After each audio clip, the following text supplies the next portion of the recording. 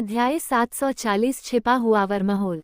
अगला नंबर एक मानसिक शक्तियों वाले व्यक्ति का था, जिसके चारों ओर लगातार कई तरह के सर्जिकल उपकरण उड़ रहे थे। शरीर के 5 मीटर के दायरे में आने वाले किसी भी सोने को खाने वाले कीड़े को इन सर्जिकल उपकरणों द्वारा पल भर में अनगिनत टुकड़ों में काट दिया जाता था। उस मानसिक विशेषज्ञ ने पूरे समय शांत और संयमित व्यवहार बनाए रखा, मानो सोने को खाने वाले कीड़ों की सेना को मारना खाना पीना जितना आसान हो। वीडियो रिकॉर्डिंग देखने के बाद ब्लडब्लेड लीजन का हर सदस्य तुरंत सदमे में आ गया, उनके मुंह खुले रह गए। कैप्टन, मुझे लगता है कि हमें यह अभियान छोड़ देना चाहिए। गैलेक्टिक टीम का हर एक सदस्य राक्षस है। प्राचीन खंडहरों के खजाने के लिए ऐसे राक्षसों के समूह से लड़ना सरासर आत्महत्या है। जी हाँ, कप्तान, अब मुझे समझ आ गया कि आपने अपमान क्यों सहन किया और गैलेक्टिक टीम से कभी नाता क्यों तोड़ा। दरअसल आपको शुरू से ही पता था कि गैलेक्टिक टीम सिर्फ कमजोर होने का दिखावा कर रही थी, जबकि असल में वह बहुत मजबूत थी। बटालियन कमांडर वुडी शर्म से इतना लाल हो गया कि उसका चेहरा पहले लाल, फिर हरा, फिर बैंगनी, अंत में गहरा बैंगनी और फिर कोयले से भी काला हो गया। वह चाहता था कि काश उसे जमीन में कोई दरार मिल जाए जिसमें वह घुस सके। 3 मिनट बाद, कुछ देर तक टालमटोल करने के बाद, ब्लडब्लेड लीजन के 7 सदस्य ट्रायम्फ युद्धपोत पर सवार हो गए।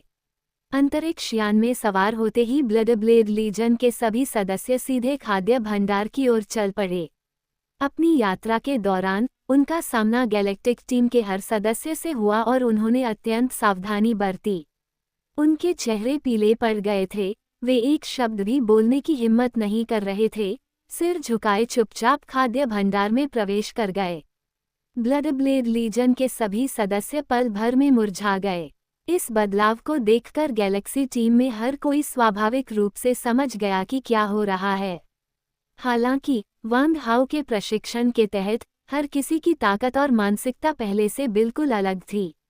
इस समय गैलेक्सी टीम के सदस्य शांत मन से थे।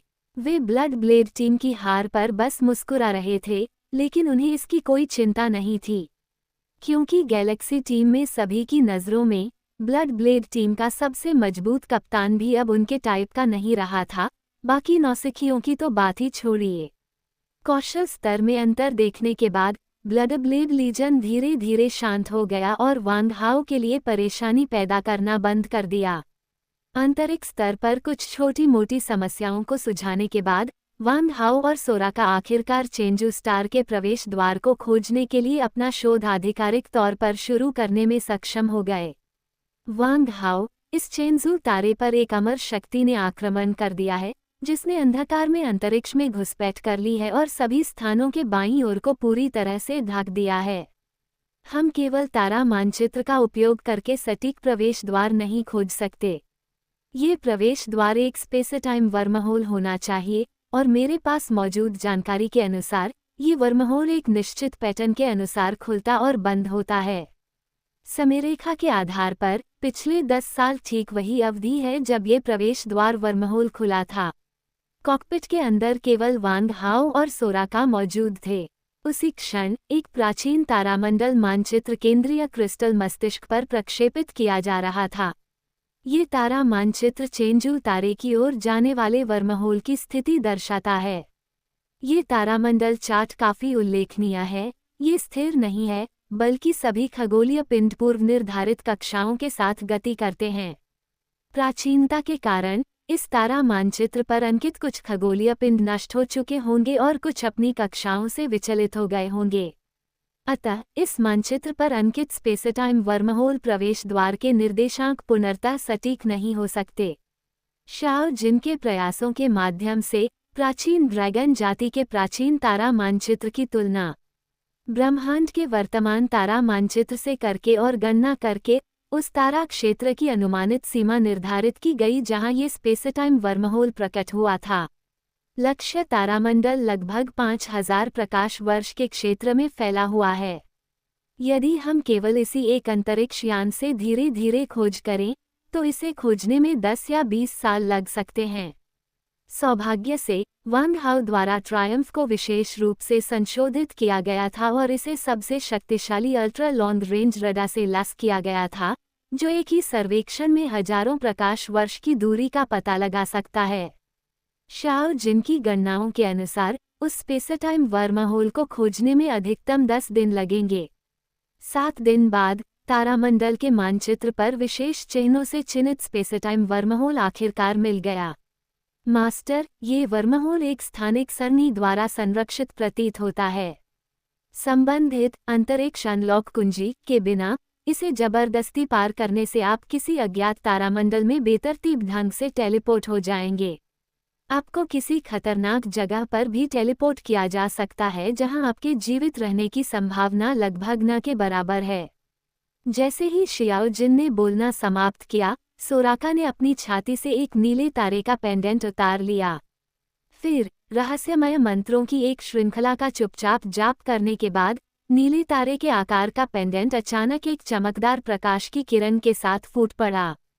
तारों की रोशनी की यह नीली किरण बिजली की तरह शांत और तेज, बिना किसी आवाज के युद्धपोत के पतवार को भेद गई, फिर अंतरिक्ष में दसियों हजार किलोमीटर की दूरी तय करते हुए सीधे दूरस्थ अंतरिक्ष समय वर्महोल में जा गिरी। अंतरिक्ष समय वर्महोल भंवर द्वारा तारे के प्रकाश के स्तंभ को निगलने के बाद मूल अंतरिक्ष समय भंवर अचानक 1000 गुना फैल गया और अंधेरी ऊर्जा की लहरों के छल्ले बाहर निकल आए।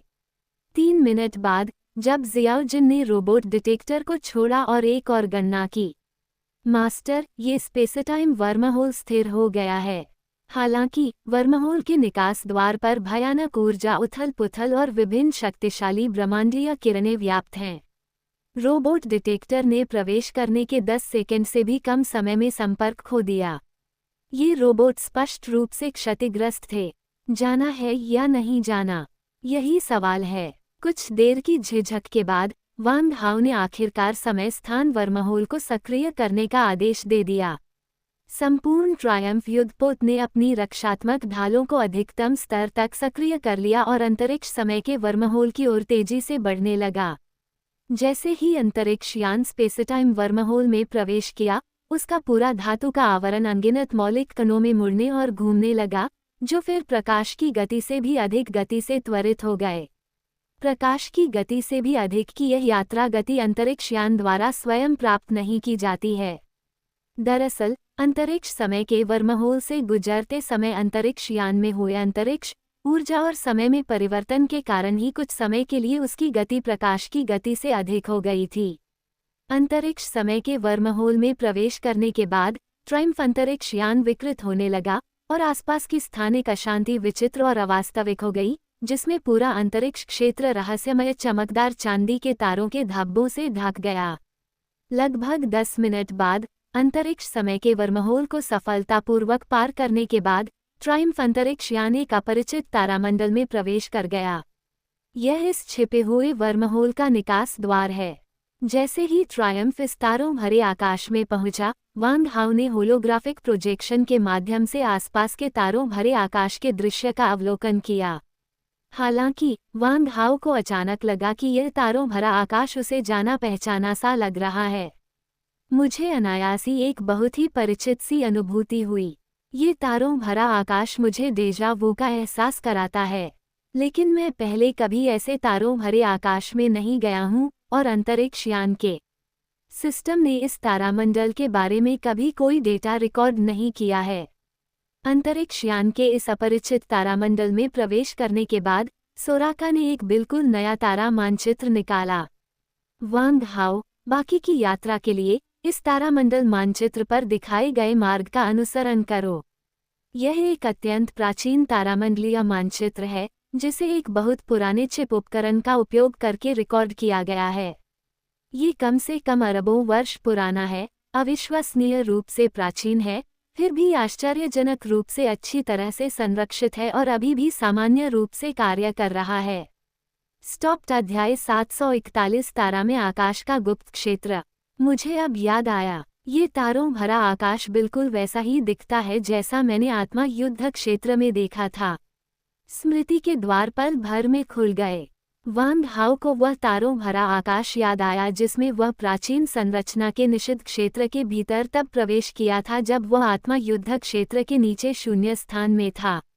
यह एक खाली स्थान भी है और प्रत्येक तारे के बीच की दूरी बहुत अधिक प्रतीत होती है। हालांकि जो बात वास्तव में आश्चर्यजनक है वह यह है कि यह रहस्यमय अंतरिक्ष तारकीय ऊर्जा की अविश्वसनीय रूप से सघन सांद्रता से भरा हुआ है। इतनी सघन तारकीय ऊर्जा, ये तो ब्रह्मांड की मुक्त रूप से विचरण करने वाली ऊर्जा से भी कहीं अधिक भयावह है। वांग हाओ ने गहरी सांस ली। सोराका अत्यंत प्रसन्न थी। वाह, ये तो पौराणिक तारामय क्षेत्र है। वांग हाओ, हम दोनों को संयोगवश प्राचीन तारा वंश की विरासत प्राप्त हुई और हमने तारों की शक्ति का संवर्धन करने की विधि सीखी। आपने तारामय क्षेत्र के बारे में तो सुना ही होगा, है ना? सोराका ने वांग हाओ की ओर देखा। वांग हाओ के चेहरे पर असमंजस का भाव दिखाई दे रहा था। उसने सिर हिलाकर कहा, मुझे नहीं पता। सोराका हैरान दिखी, लेकिन वांग हाओ के हावभाव से ऐसा नहीं लगा कि वह कुछ छिपा रहा है, इसलिए उसने कहा, ये तारामय लोक प्राचीन काल में तारा वंश की जन्मभूमि है और साथ ही तारा वंश के उन शक्तिशाली सदस्यों का दफन स्थान भी है जो अब इस दुनिया में नहीं है। आकाश के अंत में आपको जो भी तारा दिखाई देता है वह वास्तव में तारा वंश के किसी शक्तिशाली सदस्य के अवशेष हैं। स्टार क्लैन बेहद रहस्यमय है। पूरे ब्रह्मांड में केवल यही तारों भरा आकाश ऐसी जादुई जाति को जन्म दे सकता था। समय बदल गया है और प्राचीन काल में स्टार क्लैन विलुप्त हो गया था। हालांकि स्टार क्लैन के अद्वितीय विशेषज्ञों के अंतिम समूह ने अपने प्राणों की आहुति देकर इस रहस्यमय अंतरिक्ष को एक स्थानिक दरार में स्थानांतरित कर दिया। केवल स्टार क्लैन के वे वंशज जिनके पास स्टार क्लैन का प्रतीक चिन्ह है, वे ही इस प्रतीक चिन्ह को सक्रिय करके इस रहस्यमय तारामंडल में प्रवेश कर सकते हैं। तारों से भरे आकाश को देखकर वांग हाओ को उदासी का एक हल्का सा एहसास हुआ। ये असंख्य तारे, इनमें से प्रत्येक कभी तारामंडल के शक्तिशाली सदस्य थे जिन्होंने दुनिया पर राज किया था। स्टार क्लैन का अस्तित्व एक अज्ञात कालखंड से है।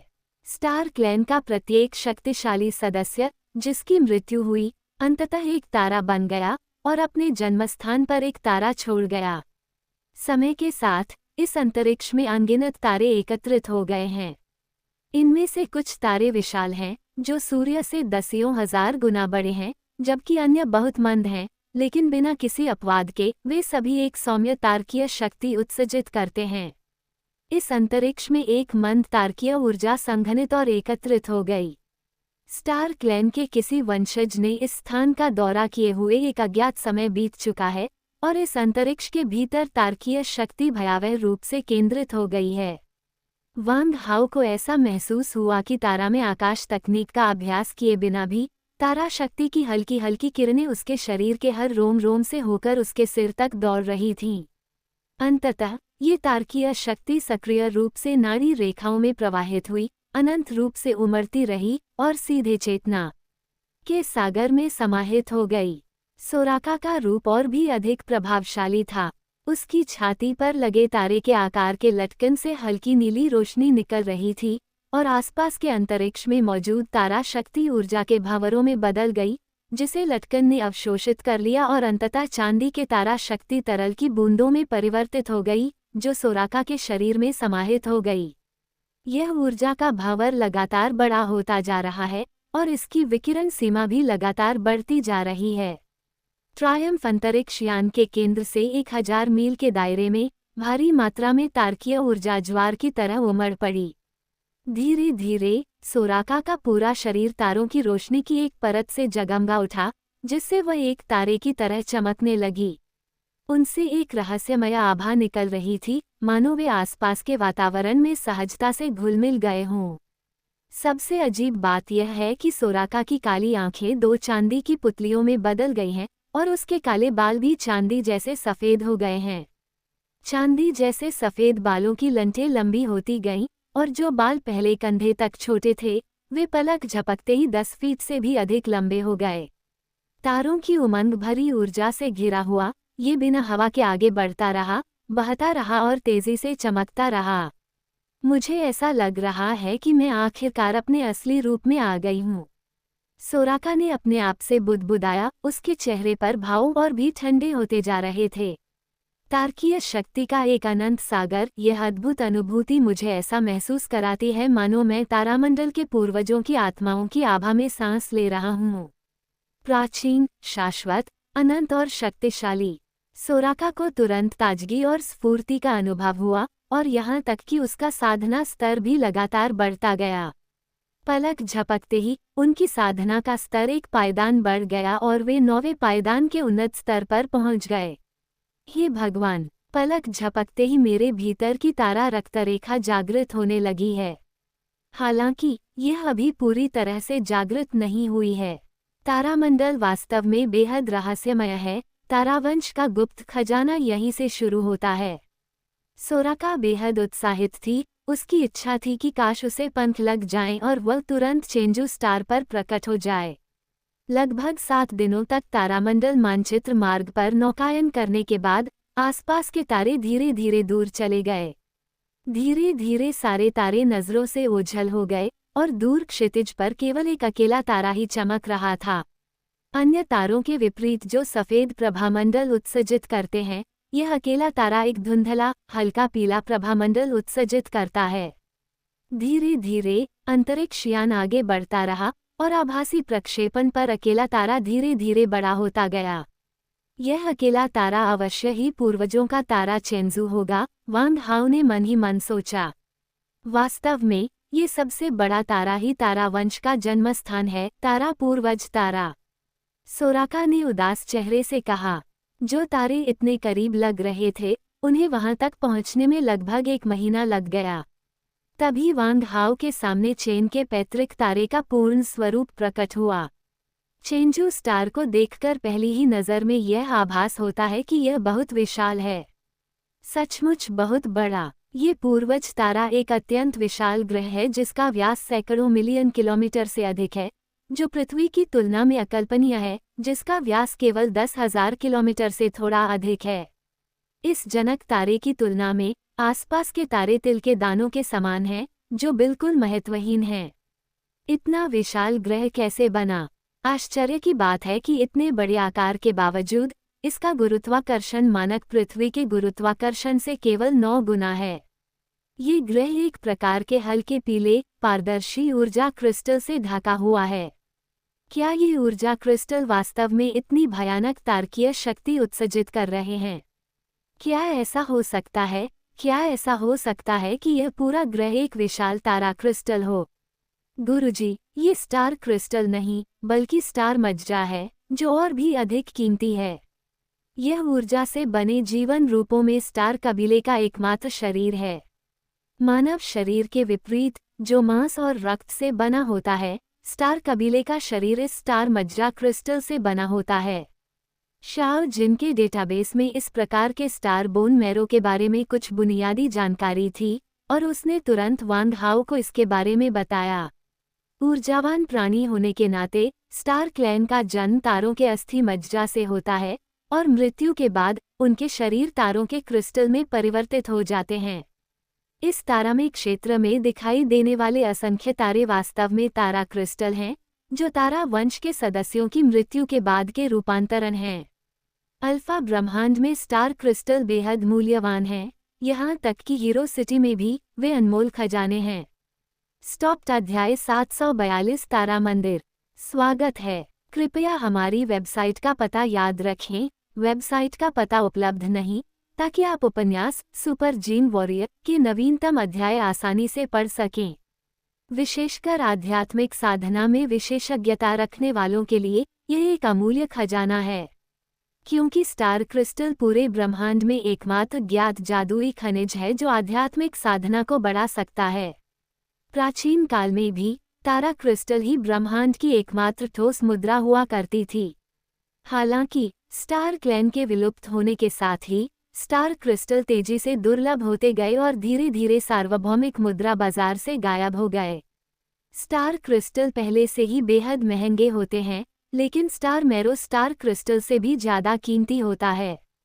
हीरो सिटी के मूल्य मानकों के अनुसार मुट्ठी भर आकार के स्टार एसेंस के टुकड़े का मूल्य 10 लाख मीटर व्यास वाले स्टार क्रिस्टल के बराबर है। हमारे सामने स्थित चेंजू ग्रह वास्तव में 100 मिलियन किलोमीटर से अधिक व्यास वाला एक विशाल ग्रह है, जो सूर्य और पृथ्वी के बीच की दूरी के बराबर है। यदि इस पैतृक तारे को पूरी तरह से आत्मसात और परिष्कृत किया जा सके, तो अनगिनत अमर दिव्य साधकों का जन्म हो सकता है। स्टार क्रिस्टल को परिष्कृत करना निस्संदेह साधकों के लिए अपने साधना स्तर को बेहतर बनाने का सबसे तेज शॉर्टकट है। तारा मज्जा का अवशोषण तारा क्रिस्टलों के अवशोषण से 10,000 गुना अधिक प्रभावी है। इसके अलावा तारा मज्जा के अवशोषण से दिव्य साधना द्वारा प्राप्त शरीर धीरे धीरे शुद्ध और उन्नत होता है, जिससे नश्वर शरीर और रक्त के बंधनों से मुक्ति मिलती है और जीवन विकास के उच्च स्तर की ओर अग्रसर होकर ऊर्जा में जीवन रूप में परिवर्तित होना संभव हो जाता है, जिससे शाश्वत और अमर जीवन प्राप्त करना भी संभव है। यूनिवर्सों में कई प्राणी अमरता की क्षमता के साथ पैदा होते हैं, जैसे कि धात्विक प्राणी, ऊर्जा प्राणी और यांत्रिक प्राणी। दूसरी ओर मनुष्य मांस और रक्त से बने प्राणियों में एक बहुत ही कमजोर प्रजाति है, जिसका जीवनकाल छोटा होता है।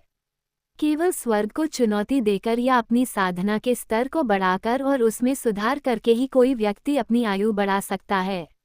बिना किसी बाधा के ट्रायम्फ जहाज चेंजू स्टार की सतह पर आसानी से उतर गया। लेकिन असली परीक्षा तो तभी शुरू होती है। करोड़ों किलोमीटर से भी अधिक व्यास वाले एक विशालकाय ग्रह के एक छोर से दूसरे छोर तक जाने में प्रकाश को भी 8 मिनट लगेंगे। इसके भीतर स्थित तारामंडल की भूमिगत इमारतों के खंडहरों का प्रवेश द्वार खोजना अकल्पनीय है। ये तो समुद्र में भूसे के ढेर में सुई ढूंढने से भी ज्यादा मुश्किल है। हालांकि इस समस्या का जल्द ही समाधान हो गया, और इस समस्या को सफलतापूर्वक हल करने वाली कोई और नहीं बल्कि सोराका थी।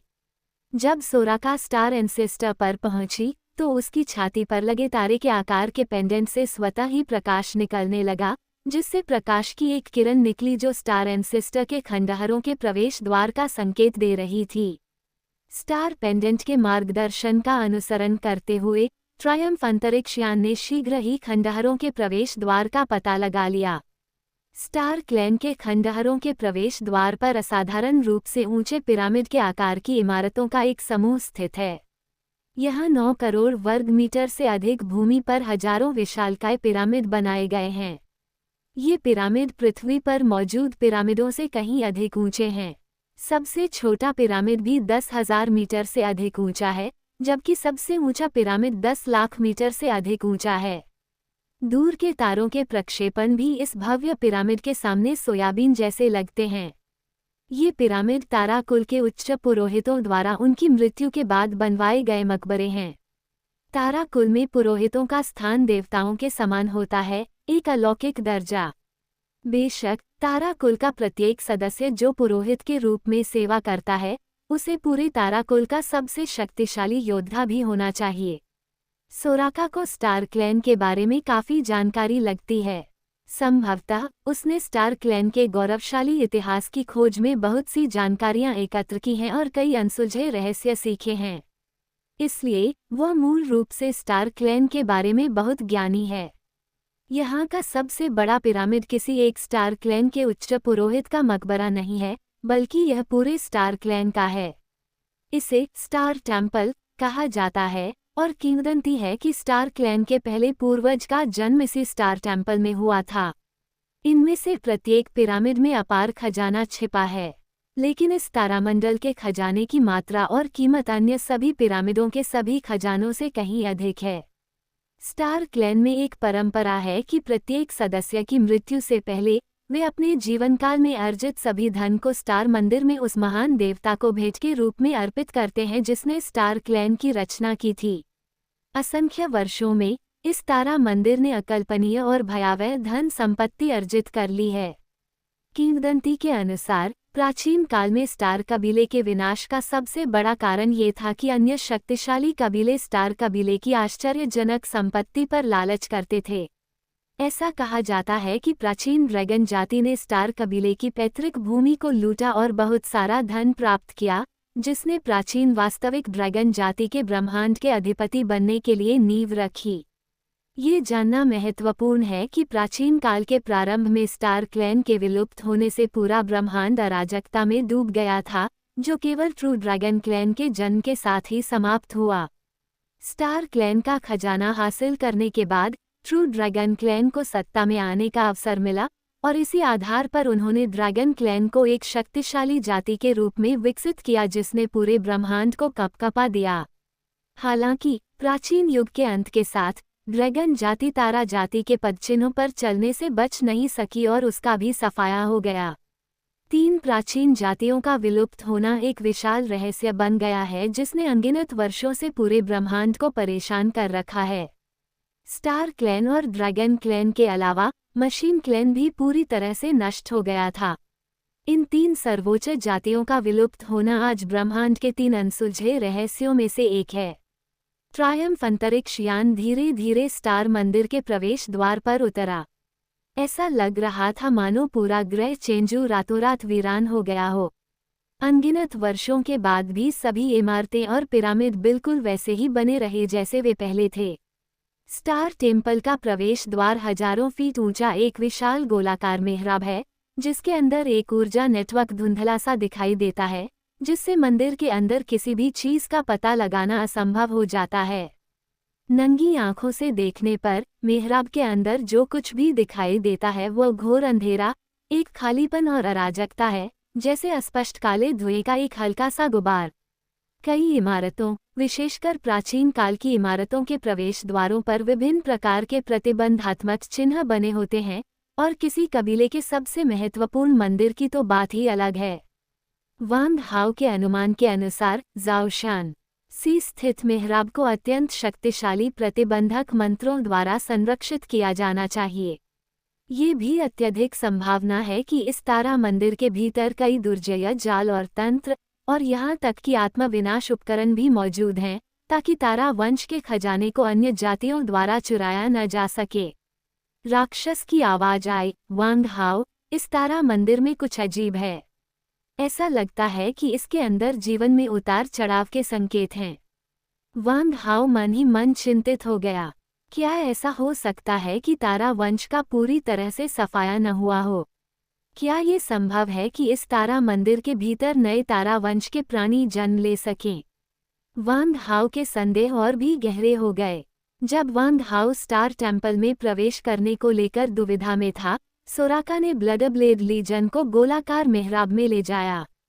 ब्लडब्लेड लीजन और सोराका को सुरक्षित देखकर वांग हाओ ने दांत पीसते हुए गैलेक्टिक टीम को स्टार टेम्पल में ले गया।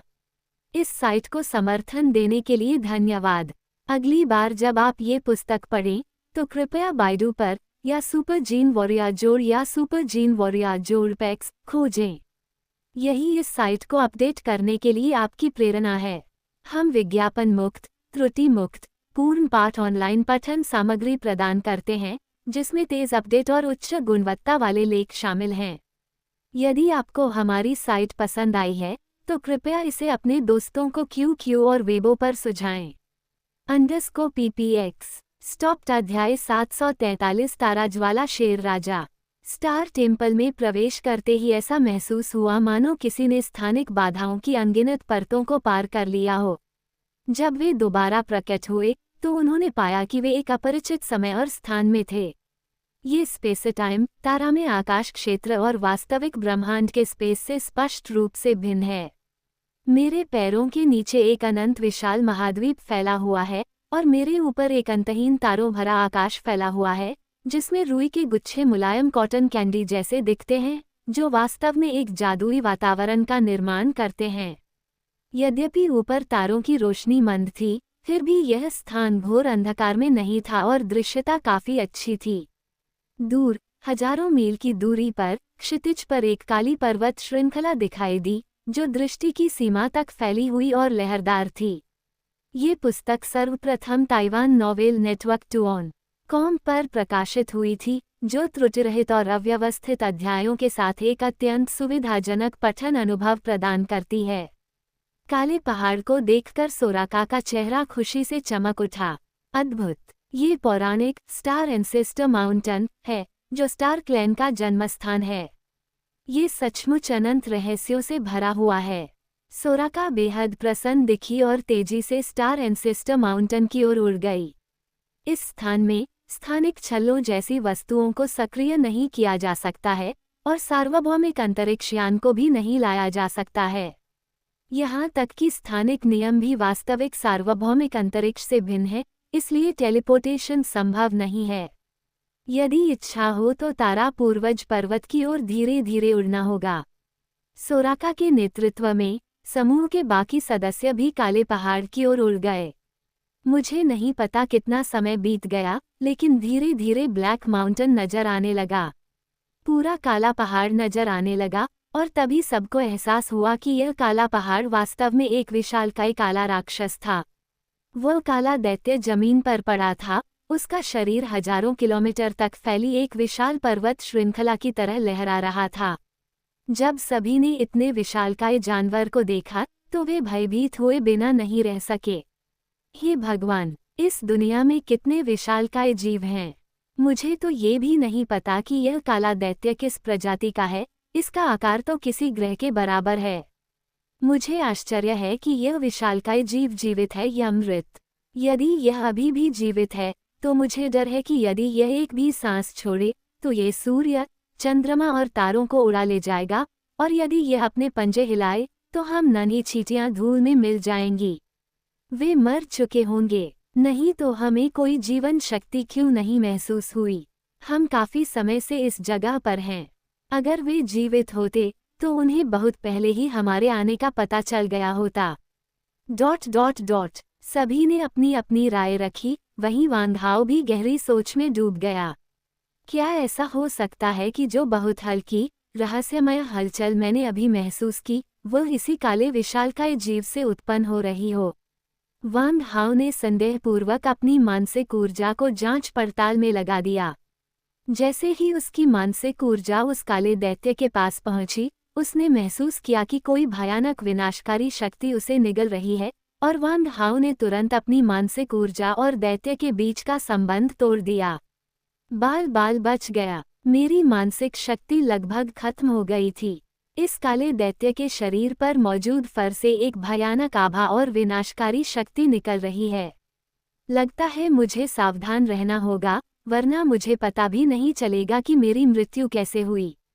वांग हाओ के माथे पर ठंडा पसीना आ रहा था। तभी अचानक उनके सामने के अंतरिक्ष से एक भयानक आभा फूट पड़ी। क्या हो रहा है? आगे खतरा है। धिक्कार है। ये किस तरह का राक्षस है? अचानक ब्लडब्लेड लीजन के एक योद्धा को बेहोशी छा गई। उसकी आंखों के सामने एक भयानक काला प्रेत कौंधा और वह अचेत हो गया। इससे पहले कि 9वें स्तर का ये योद्धा कोई प्रतिक्रिया कर पाता, उसे एक बछड़े के आकार के, सींगों की एक जोड़ी वाले, बैल के सिर वाले और शेर के शरीर वाले राक्षस ने पूरा निगल लिया। वह राक्षस पूरी तरह से काला था, उस पर बाल बहुत कम थे और वह इतना पतला था कि सिर्फ हड्डियों का ढांचा ही रह गया था। स्पष्ट रूप से वह अत्यधिक भूख से ग्रस्त था, क्योंकि उसकी पूरी हड्डियां बाहर निकली हुई थीं। आहा, मुझे मांस खाए हुए कितना समय हो गया। तुम सब छोटे छोटे यहीं रहो और मेरा भोजन बन जाओ। आहा!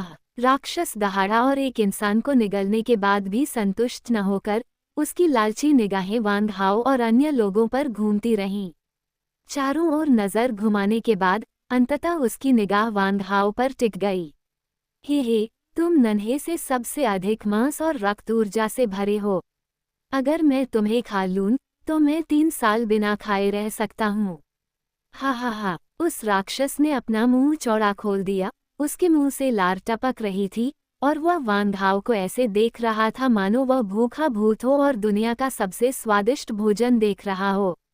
हालांकि ये राक्षस और भी ज्यादा अतिरंजित लगता है। कितनी शक्तिशाली आभा है। इस राक्षस की शक्ति कम से कम तारकीय स्तर की है। हालांकि ये लंबे समय से भूखा रहा होगा, इसका शरीर कमजोर हो गया है और इसकी साधना का स्तर सबसे निचले स्तर पर पहुंच गया है। अगर इस राक्षस को भोजन दिया जाए तो इसकी शक्ति निश्चित रूप से तारकीय स्तर से कहीं अधिक होगी। राक्षस को देखकर बाकी सभी लोग भयभीत हो गए और सोराका का चेहरा उसे देखते ही तनावग्रस्त हो गया। तुम एक तारा जीव हो। जब तुम अभी भी जीवित हो तो तुम्हारा स्वामी कहाँ है? मैं तारा कुल की वंशज हूँ, मेरा नाम सोराका है। ये लोग मेरे मित्र हैं, कृपया ताराजीव हमारे लिए मुश्किलें पैदा मत करो। सोराका ने राक्षस की प्रजाति को पहचान लिया, लेकिन राक्षस ने उसके प्रयासों की सराहना नहीं की। हे, मुझे उम्मीद नहीं थी कि स्टार क्लैन अभी भी जीवित है। स्वामी, मैं स्टार फ्लेम लान किंग गुस्ता का कभी कोई स्वामी नहीं रहा। छोटी बच्ची, तुम वास्तव में स्टार क्लैन की वंशज हो, तो मैं तुम सबको और भी खा जाऊंगा। हे, स्टार क्लैन के उन कमीनों ने अपना वादा तोड़ दिया। मैं बहुत गुस्से में हूँ, तुम सबको खाने का यही सही समय है। ये सुनकर सोराका का चेहरा पीला पड़ गया।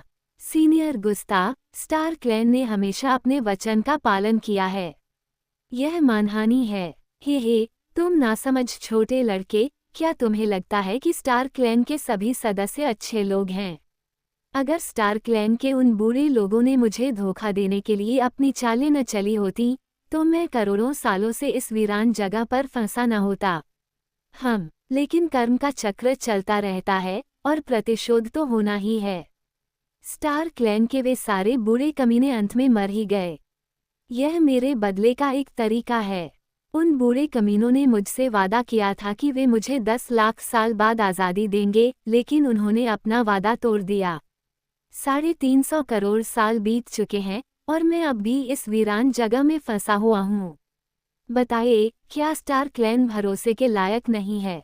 गुस्ता ने अपने पंजे दिखाए और उन्हें अपनी छाती पर क्रॉस करके रख लिया। उसके लंबे नाखून उसकी छाती पर थपथपा रहे थे, और वह वांग हाओ और सोराका को बड़ी दिलचस्पी से देख रहा था, मानो उसे अन्य मानव योद्धाओं की तुलना में इन दोनों में अधिक रुचि हो। वांग हाओ के लिए भोजन की तरह व्यवहार किया जाना एक बहुत ही अप्रिय अनुभव था। हालांकि यहाँ का वातावरण बहुत विचित्र है। स्थानिक वलय अनुपयोगी है, और नीला ड्रैगन वलय भी अपनी कार्यक्षमता खो चुका है। वांग हाओ कोई हथियार नहीं निकाल सकता। यदि वह कम से कम तार्कीय स्तर की शक्ति से इस राक्षस से लड़ना चाहता है, तो नंगे हाथों से लड़ने पर उसे भारी नुकसान उठाना पड़ सकता है। हालांकि अगर हम अपने 3 क्लोनों के साथ मौत तक लड़ते हैं, तो शायद मेरे पास इस मायावी तारा दानव को मारने का मौका हो। वांग हाओ ने जरा भी भय नहीं दिखाया। उसे तार्कीय स्तर के योद्धाओं से लड़ने का भरपूर अनुभव था, और अब अपने 3 क्लोनों और अपने मानव शरीर के साथ उसकी शक्ति साधारण तार्कीय स्तर के योद्धाओं की तुलना में कहीं अधिक थी। हे, दिलचस्प, यह इंसान का बच्चा मेरे सामने जरा भी नहीं डरता। इसके खून में एक ऐसी भावना है जो मुझे उत्तेजित करती है। हे, मैं तुम्हें पहले खा जाऊंगा। मैं बाकी छोटे छोटे लोगों को मोटा कर लूंगा और बाद में उन्हें खा जाऊंगा। F23 स्टॉप्ड अध्याय 744 तारा वंश की उत्पत्ति और मायावी तारा जीव। असंभव। स्टार क्लैन के इतिहास में दर्ज है कि मायावी ताराजीव स्टार क्लैन द्वारा पाले गए युद्ध के पालतू जानवर हैं। वे शक्तिशाली, कोमल और बहुत ही मिलनसार होते हैं। इसके अलावा प्रत्येक मायावी ताराजीव का जन्म स्टार क्लैन के ऊर्जा अवतार पर आधारित होता है। स्टार क्लैन के स्वामी की मृत्यु होते ही मायावी ताराजीव भी मर जाता है। एक फैंटम स्टार बीस्ट के लिए ब्रह्मांड में अकेले जीवित रहना किसी भी तरह से संभव नहीं है, क्योंकि फैंटम स्टार बीस्ट तो स्टार क्लैन का ही अवतार है। ये बिल्कुल असंभव है। स्टार फ्लेम लान किंग, तुम झूठ बोल रहे हो। तुम फैंटम स्टार बीस्ट हो ही नहीं सकते। सोराका ने सवाल उठाए, लेकिन स्टारफायर लायन किंग ने मुस्कुराते हुए अपने नुकीले दांतों से भरा मुंह दिखाया और एक क्रूर मुस्कान के साथ कहा, हा, ये तो बिल्कुल बेतुका है। स्टार क्लैन और हम इल्यूजन स्टार बीस्ट्स, इस बीस्ट गॉड की मृत्यु के बाद उत्पन्न हुई जीवन आत्माओं से अधिक कुछ नहीं है, जिसका शरीर और सार अरबों वर्षों तक अमर और अविनाशी रहा। स्थिति के लिहाज से हम illusion star beasts star clan से कहीं पहले अस्तित्व में आए थे। अगर उस समय स्टार क्लैन के उन बूढ़े लोगों ने मुझे धोखा न दिया होता, तो मेरी संतानें युद्ध के पालतू जानवरों के रूप में दूसरों के हाथों न मरतीं। तो इन कमीनों ने बाहर हमारे स्टार बीस्ट्स का इस तरह अपमान करने की हिम्मत कैसे की? छी, स्टार क्लैन के उन कमीनों को मरना ही चाहिए। ये लोग मारे गए, वरना मैं अपनी नफरत निकालने के लिए खुद स्टार क्लैन को नष्ट कर देता। लायनहार्ट के जवाब ने सोराका के मन में स्टार क्लैन की आदर्श छवि को चकनाचूर कर दिया।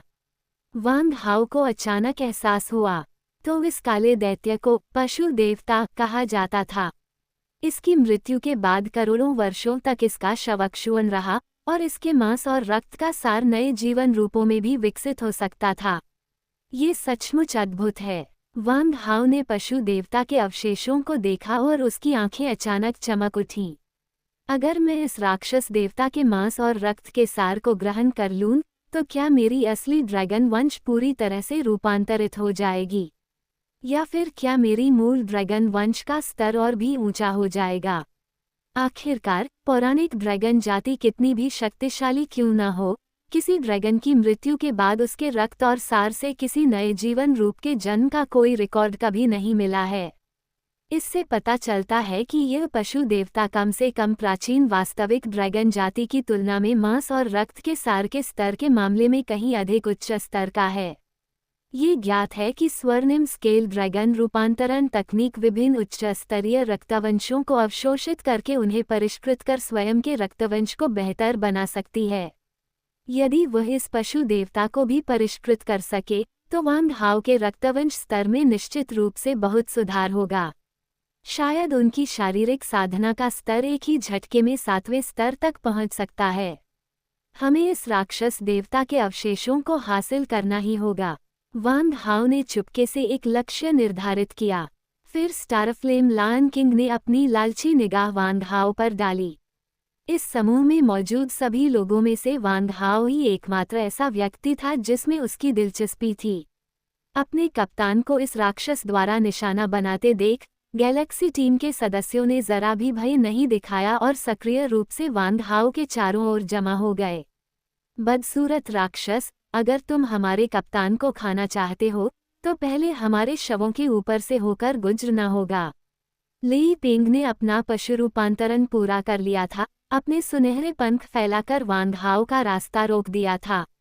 कोई गलती मत करना स्टारफायर लायन किंग, अगर तुम हमारे कप्तान को खाना चाहते हो तो पहले हमें मार डालो और हम टीम गैलेक्टिक के सदस्य एक साथ जिएंगे और एक साथ मरेंगे। हाँ, साथ जीने और साथ मरने के लिए। गैलेक्सी टीम के सदस्यों को वांग हाओ के लिए निडरता से मरने की तैयारी करते देख ब्लड ब्लेड लीजन के सदस्यों ने चुपके से उनका मजाक उड़ाया। मैं आशा करता हूं कि पूरी गैलेक्टिक टीम को राक्षस खा जाएं। खासकर उस कप्तान वांग हाओ को। मैं आशा करता हूं कि उसे राक्षस तब तक निगल जाएं जब तक उसका एक भी अंश न बचे। चलो गैलेक्टिक टीम के उन बेवकूफ़ों को खा जाते हैं। इस तरह यहाँ खजाने के लिए कोई हमसे प्रतिस्पर्धा नहीं करेगा। आदर्श रूप से दोनों पक्षों को मौत तक लड़ना चाहिए और फिर हमारी ब्लड ब्लेड लीजन को इसका लाभ मिल सकता है। बटालियन कमांडर वुडी ने दोनों मुट्ठियों से अपने कपड़े कसकर पकड़ रखे थे। उनकी आंखों में क्रोध की आग जल रही थी और वे वांग हाओ की पीठ को घूर रहे थे। उनके दांत भींचे हुए थे और उनका चेहरा बेहद बदसूरत लग रहा था। उसे मरने मत दो। अगर वह बच्चा वांग हाओ भी इस राक्षस को नहीं रोक सकता तो हमारी कोई उम्मीद नहीं, लेकिन अगर वह इसे मार देता है तो हमारी ब्लड ब्लेड लीजन के लिए स्थिति और भी खराब हो जाएगी। धिक्कार है, इस नाजुक मोड़ पर हम ऐसे भयानक राक्षस का सामना कैसे कर सकते हैं। दूसरी ओर स्टारफायर लायन किंग गुस्ता अचानक एक काली छाया में परिवर्तित हो गया और वांग हाओ की ओर उड़ गया। कुछ क्षणों के लिए गति प्रकाश की गति के 100वें हिस्से से भी अधिक हो गई। वह भयानक गति लगभग टेलीपोर्टेशन जैसी थी और वांग हाओ की अविश्वसनीय रूप से तेज दृष्टि के बावजूद वह लक्ष्य का पता लगाने में असमर्थ रहा। जब गति चरम सीमा पर हो तो किसी भी प्रकार की सावधानी अनावश्यक है। इस समय वांग हाओ पूरी तरह से अचंभित रह गया जब स्टार फ्लेम लायन किंग उसके करीब आ गया। हे, मेरे होठों पर जो चर्बी वाला मांस है, जल्दी करो और मेरे मुंह में आ जाओ। हा। स्टारफ्लेम लायन किंग के 2 नुकीले पंजे वांग हाओ के सिर पर काले बिजली के झटके की तरह लगे। खतरा, जीवन और मृत्यु की संभावना से प्रेरित होकर उस नाजुक क्षण में वांग हाओ का शरीर पल भर में एक सीधी रेखा में स्थिर हो गया। उसकी मछली जैसी फुर्तीली चालें असाधारण रूप से कारगर साबित हुईं और उसके शरीर की सतह पर मछली के शल्कों जैसी सुनहरी रोशनी की एक परत तुरंत घनीभूत हो गई। फिर अगले ही पल उसका पूरा शरीर उससे 100 कदम दूर प्रकट हो गया। ऐसा लगा मानो वांग हाओ का पूरा शरीर सुनहरी रोशनी से जगमगा उठा और फिर वह 100 कदम दूर प्रकट हो गया। ये गति इतनी तेज है कि वांग हाओ खुद भी ठीक से सोच नहीं पा रहा है। ये गति तो टेलीपोर्टेशन से भी तेज है। हालांकि टेलीपोर्टेशन पल भर में हो जाता है, फिर भी इसमें आंतरिक शक्ति और आध्यात्मिक शक्ति का उपयोग करने के लिए गुप्त तकनीकों की आवश्यकता होती है। अभी अभी जो क्षणिक क्रिया हुई, उसका प्रभाव टेलीपोर्टेशन से कम नहीं था, लेकिन उसकी गति कहीं अधिक थी। उफ, बाल बच गया। मैं उस पंजे से बच निकलने में कामयाब रहा। अभी जब मेरा शरीर खतरे में था, तब ऐसा लगता है कि स्विमिंग फिश फुटवर्क ने असाधारण रूप से अच्छा प्रदर्शन किया, जिससे इस फुटवर्क का स्तर एक बार फिर बढ़ गया। उस क्षण में, जीवन और मृत्यु के उस निर्णायक क्षण में, मानव शरीर की क्षमता उजागर हुई, जिससे वांग हाओ के मछली की तरह तैरने के पैरों के कौशल में सुधार हुआ। इसके अलावा, ये प्रगति वांग हाओ की कल्पना से कहीं अधिक थी। इस छोटे से जीव ने सचमुच मेरे हमले से खुद को बचा लिया। असंभव, मुझे जरूर कुछ भ्रम हो रहा है, या शायद मैंने करोड़ों सालों से लड़ाई नहीं की है और मैं थोड़ा जंग खा गया हूँ। हे, इस बार मैं सच में गंभीर हूँ, मैं तुम्हें पकड़ने के लिए दृढ़ संकल्पित हूँ। स्टारफ्लेम लायन किंग ने दुष्टतापूर्ण मुस्कान बिखेरी, अपने नुकीले दांत दिखाए, और उसका आकार एक बार फिर बढ़ गया। इस बार गति बढ़कर प्रकाश की गति का 1/50वां हिस्सा हो गई, जो पहले की गति से दोगुनी है। दोबारा, वांग हाओ चौंक गया और अभी अभी अनुभव की गई तैरती मछली जैसी पैरों की चाल की अनुभूति का अनुसरण करते हुए उसने इसे फिर से आजमाने की कोशिश की। अभी अभी जो अनुभूति हुई वह ये थी कि बल के संचार की गति थोड़ी तेज होनी चाहिए। वूश टिल्ड, हाँ, मछली के शल्कों की तरह ये सुनहरी आभा उनके शरीर पर प्रकट हो रही है। उद्धरण चिन्ह, वांग हाओ की आकृति एक बार फिर गायब हो गई। इस बार वह 150 कदम दाईं ओर फिर से प्रकट हुई। वाह, यही तो एहसास है। मैंने कभी सोचा भी नहीं था कि स्विमिंग फिश फुटवर्क से इतने अद्भुत प्रभाव उत्पन्न हो सकते हैं। वांग हाओ को गहरे समुद्र में पाई जाने वाली एक बिजली मछली का ख्याल आया। जब उसका सामना शिकारियों या खतरे से होता है, तो उसका शरीर बिजली की तरह तेज रोशनी उत्सर्जित करता है, जिससे दुश्मन डरकर भाग जाते हैं। साथ ही वो बहुत कम समय में गहरे समुद्र में बहुत दूर तक तैरती है। उसका शरीर बिजली की तरह गतिमान होता है, इसलिए इसका नाम बिजली मछली पड़ा। F23 स्टॉप्ड अध्याय 745 लायन किंग की स्वर्ग जला देने वाली शैली। प्रश्नवाचक चिन्ह प्रश्नवाचक चिन्ह प्रश्नवाचक चिन्ह। असंभव, यहाँ तक कि एक सर्वोच्च स्तर का तार्कीय प्राणी भी मेरी गति से नहीं बच सका, तो भला 9वें दर्जे का एक साधारण मनुष्य इसे कैसे चकमा दे सकता है। स्टारफायर लायन किंग ने गुस्से से घूरते हुए देखा और उसकी गति एक बार फिर चरम सीमा तक पहुंच गई। प्रकाश की गति का 1/30वां हिस्सा। जैसे ही एक काली रेखा चमकी, स्टार फ्लेम लायन किंग वांग हाओ के सामने फिर से प्रकट हो गया। मेरी गति तो साधारण जागीरदारों से भी कहीं अधिक है। देखते हैं इस बार तुम कैसे बच पाते हो। हा, स्टारफ्लेम लायन किंग के बोलने से पहले ही वांग हाओ फिर से गायब हो गया। सबसे संपूर्ण और सबसे तेजी से अपडेट होने वाला उपन्यास पढ़ने के लिए कृपया खोजें। इस बार वांग हाओ 300 कदम की दूरी पर प्रकट हुआ। अरे बाप रे, नामुमकिन।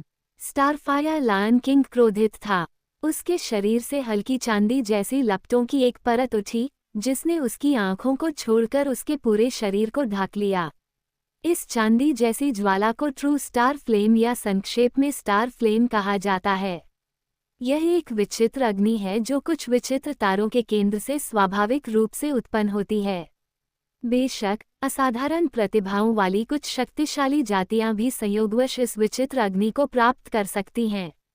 स्टारफ्लेम लायन किंग ने अनजाने में बीस्ट गॉड के शरीर से ट्रू स्टारफ्लेम का एक अंश ग्रहण कर लिया, जिससे उसे अमर स्टारफ्लेम इल्यूजन में परिवर्तित होने का एक क्षणिक अवसर मिला, जो शाश्वत रूप से अविनाशी है। हालांकि यह अमर लोक में प्रवेश नहीं कर पाया, लेकिन इसमें अमर जीवन समाहित था। ये राक्षस वाकई बहुत तेज है, लेकिन दुर्भाग्य से बहुत बेवकूफ है। अगर यह पहले चुपचाप हमला कर दे तो मैं स्वाभाविक रूप से बेबस हो जाऊंगा, लेकिन तुम हमेशा हमला करने से पहले मुझे याद दिलाने के लिए चिल्लाते और शोर मचाते हो, इसलिए अगर मैं बच न पाऊं तो मुझे बुरा लगेगा। वांग हाओ ने अपनी नाक की नोक को छुआ, लेकिन अचानक उसकी आंखें सिकुड़ गईं और वह लालच भरी नजरों से चांदी की तारे जैसी लौ को घूरने लगा। कितना भयानक तापमान है! यह शायद एजोर ड्रैगन कड़ाही के अंदर की लपटों जितना ही अधिक है। ऐसी भयावह ताराज्वालाओं का सामना करते हुए वांग हाओ लापरवाही करने का साहस नहीं कर सका और उसने तुरंत अपनी रक्षा के लिए 3 क्लोन बुला लिए। स्टारफ्लेम लायन किंग और वांग हाओ के बीच की लड़ाई में कोई और शामिल नहीं हो सकता था। यहाँ तक कि लड़ने वाले दोनों व्यक्तियों की आकृतियां भी स्पष्ट रूप से दिखाई नहीं दे रही थीं, और स्टारफ्लेम लायन किंग की आकृति तो बिल्कुल भी स्पष्ट रूप से दिखाई नहीं दे रही थी। पलक झपकते ही दोनों के बीच कई बार मुक्केबाजी हो चुकी थी, लेकिन बाकी लोगों ने लड़ाई की पूरी प्रक्रिया को ठीक से देखा ही नहीं था, इसलिए वे किसी भी तरह की मदद नहीं कर सके। ये देखकर गैलेक्टिक टीम के सभी सदस्य पसीने से तरबतर हो गए, लेकिन उनमें से कोई भी पीछे नहीं हटा। यह इतनी तेजी से चल रहा है कि मैं इसे देख भी नहीं पा रहा हूँ। हाँ, हमारे कप्तान कमाल के हैं। वह राक्षस और भी ताकतवर है, लेकिन हमारी गैलेक्टिक टीम ने कभी हार नहीं मानी। भले ही हम अपने कप्तान की मदद न कर सके, फिर भी हम उनका हौसला बढ़ाते रहेंगे। हाँ, चलो अपने कप्तान के लिए जयकार करें। ... वांग हाओ और स्टार फ्लेम लायन किंग के बीच की लड़ाई 3 मिनट तक चली। अपने शरीर को तारों की अग्नि से घिरा हुआ और अपनी भयानक गति के साथ स्टारफ्लेम लायन किंग चांदी की ज्वाला के एक गोले में परिवर्तित हो गया, जो लगातार वांग हाओ के चारों ओर मंडरा रहा था। वांग हाओ बस स्थिर खड़ा रहा, जबकि उसके 3 क्लोन और उसका मानव रूप स्टार फ्लेम लायन किंग के खिलाफ लड़ रहे थे। तारा ज्वाला अत्यंत गर्म थी, लेकिन वांग हाओ के शरीर में प्रवेश करने के बाद यह उसके मध्य दांतियान में मौजूद ऊर्जा भंवर में समा गई। एक चीज दूसरी चीज को वश में कर सकती है। जब आदिम ऊर्जा का भंवर तारे की ज्वाला से मिलता है, तो यह एक भेड़िए की एक मोटी भेड़ से मिलने जैसा होता है। जैसे ही ये किसी जीव को देखता है, यह उस पर बेतहाशा झपटता है, उसे खा जाता है और फिर लगातार खुद को मजबूत करता रहता है। आदिम अराजकता बल कई क्षमताओं के संयोजन से उत्पन्न होता है। अब भक्षण ताराज्वाला के बाद आदिम अराजकता बल का ऊर्जा स्तर बेहतर प्रतीत होता है और इसकी श्रेणी उन्नत हो गई है। पुण्यवान शक्ति का स्तर बढ़ने के साथ साथ भंवर की भस्म करने की क्षमता भी बढ़ती गई। पहले तो वांग हाओ का शरीर जलकर राख हो जाता था अगर वह स्टार फ्लेम लायन किंग के 100 कदम के दायरे में भी आ जाता था, लेकिन अब यह अत्यधिक दूरी धीरे धीरे कम हो रही है। महज 3 मिनट में समय घटकर 10 कदमों के भीतर आ गया। कुछ मिनट बाद वांग हाओ का शरीर बिना किसी प्रभाव के सीधे तारे की ज्वालाओं के संपर्क में आया। इससे पहले कि तारे की ज्वालाएं वांग हाओ के शरीर को छूकर जलन पैदा कर पाती, वे आदिम ऊर्जा के भंवर में समाहित हो गईं जो वांग हाओ के रोमछिद्रों से सक्रिय रूप से निकल रही थी। अंततः वांग हाओ के शरीर की सतह पर मिश्रित आदिम ऊर्जा के छोटे छोटे भंवर भी बन गए, जो आसपास की हवा में फैल चुकी ताराज्वाला ऊर्जा को सक्रिय रूप से अवशोषित कर रहे थे। धीरे धीरे स्टारफ्लेम लायन किंग को कुछ गड़बड़ महसूस हुई। जब उसने पाया कि उसके शरीर के भीतर मौजूद ट्रू स्टारफ्लेम कम हो रही है और उसके सामने बैठा लड़का वास्तव में उसके द्वारा उत्सर्जित स्टारफ्लेम को अवशोषित कर रहा है, तो वह तुरंत चकित रह गया। हे धिक्कार है, ये कैसा सनकी इंसान है! ये तो मेरी सच्ची ताराज्वाला को भी सोख सकता है। मैंने करोड़ों वर्षों से अपने रक्त और ऊर्जा की पूर्ति नहीं की है और मेरा शरीर कमजोर हो चुका है। मैं ज्यादा देर तक लड़ नहीं सकता, मुझे इसे जल्दी खत्म करना होगा, अन्यथा ये शरीर टिक नहीं पाएगा और ढह जाएगा। अमरत्व प्राप्त करने से पहले भौतिक शरीर नष्ट हो जाता है, जिसका अर्थ है कि आत्मा अपना घर खो देती है और जल्द ही ब्रह्मांड में विलीन हो जाएगी। स्टारफ्लेम लायन किंग ने अपने दांत पीसते हुए अपने दिल में बची हुई थोड़ी सी शक्ति और रक्त को जुटाकर अपनी जन्मजात दिव्य शक्ति को सक्रिय किया। लायन किंग का स्वर्ग को जला देने वाला अंदाज। अचानक पूरा आकाश आग की तरह लाल हो गया, कहीं से भी लपटें दिखाई देने लगी और अत्यधिक तापमान की भयानक लहरें वांगहाओ की ओर बढ़ने लगीं। अचानक वांगहाओ के चारों ओर 300 मीटर के दायरे में स्थित क्षेत्र आग के सागर में बदल गया। इस भयानक गर्मी के कारण आसपास मौजूद गैलेक्टिक टीम के सदस्यों को भीषण गर्मी वाले क्षेत्र से बाहर वापस जाने के लिए मजबूर होना पड़ा। अन्य लोग भी भीषण लपटों से प्रभावित होने के डर से 500 मीटर की दूरी पर पीछे हट गए। मेरी स्वर्ग जलाने वाली शैली एक दिव्य क्षमता है जिसे मैंने अपने जीवन सार को संघनित करके प्रकट किया है। ये तारों को भी शुद्ध कर सकती है। मुझे उम्मीद है कि यह बच्चा जल्दी मर जाएगा, नहीं तो अगर बहुत समय बीत गया तो ये जलकर राख हो जाएगा और जो खाना मैंने आखिरकार पाया है वह सब बर्बाद हो जाएगा।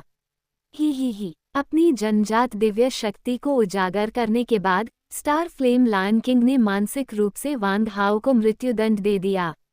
सामान्यतः केवल तारकीय स्तर के विशेषज्ञ ही ब्रह्मांड के निर्वात में जीवित रह सकते हैं और तारकीय स्तर के विशेषज्ञ भी किसी तारे के उच्च तापमान वाले वातावरण में थोड़े समय के लिए ही रह सकते हैं और उनके लिए लंबे समय तक जीवित रहना असंभव है, सिवाय कुछ असाधारण प्रतिभाओं वाली शक्तिशाली जातियों के। बर्निंग हेवन तकनीक में बेहद उच्च तापमान होता है जो तारों को भी शुद्ध करने में सक्षम है, जिससे साधारण डोमेन लॉर्ड्स को भी सिरदर्द हो जाता है। आसपास का तापमान अचानक 100 गुना से भी अधिक बढ़ गया, जिससे वांगहाओ का पूरा शरीर पल भर में लोहे की तरह लाल हो गया। उसके तीनों क्लोन भी इतनी भयानक उच्च तापमान के कारण शीघ्र ही नष्ट हो गए। नहीं, रुको! वांगहाओ ने अपनी सांस रोक ली। उसकी आदिम शक्ति उसके भीतर बेतहाशा उमड़ रही थी, जबकि उसकी आदिम ऊर्जा आसपास के अंतरिक्ष की ऊर्जा को भी तेजी से अवशोषित कर रही थी। वांगहाओ एक विशाल छेद की तरह था, जो आसपास के अंतरिक्ष में ऊर्जा को अवशोषित करता था और इन छेदों के माध्यम से इसे अपने शरीर में प्रवाहित होने देता था, अंततः आदिम अराजकता बल का हिस्सा बन जाता था। Click click tilde. जैसे जैसे हुन्युवान फोर्स आसपास के अंतरिक्ष से लगातार ऊर्जा अवशोषित करता है, तांजोंग एक्यूपॉइंट के भीतर हुन्युवान फोर्स का भावर मजबूत होता जाता है और शरीर के अन्य एक्यूपॉइंट्स के भीतर के भावर भी लगभग उसी समय मजबूत होने लगते हैं। लगभग अदृश्य गति से वांगहाओ का शरीर गुब्बारे की तरह तेजी से फूल गया। उसके स्पर्श बिंदुओं में लगातार स्पंदन हो रहा था और आदिम ऊर्जा के भंवर वांगहाओ के शरीर में इस तरह उमड़ रहे थे और टकरा रहे थे मानो वे मूर्त हों, लगातार उसके शरीर को शुद्ध कर रहे हों। अचानक इतनी भयावह मात्रा में ऊर्जा उसके शरीर में समाहित हो जाने के कारण उसका शरीर स्वाभाविक रूप से फूलने लगा। ये पुस्तक से आती है। स्टॉप्ड अध्याय 746 वंशदमन।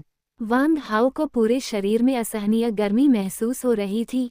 यह अत्यधिक गर्मी किसी तारे के तापमान से भी कहीं अधिक भयावह थी। यद्यपि उसके शरीर के भीतर मौजूद आदिम ऊर्जा का भावर इस ऊष्मा को तेजी से अवशोषित कर रहा था, फिर भी यह उसके चारों ओर फैली आग के सागर की तुलना में सागर में एक बूंद मात्र थी। जैसे ही वांगहाओ का मुख्य शरीर और उसके 3 क्लोन जलने ही वाले थे, शियाओहांग ने एजोर ड्रैगन स्पेस की बाधाओं से खुद को मुक्त कर लिया और सीधे वांगहाओ के सामने प्रकट हो गया।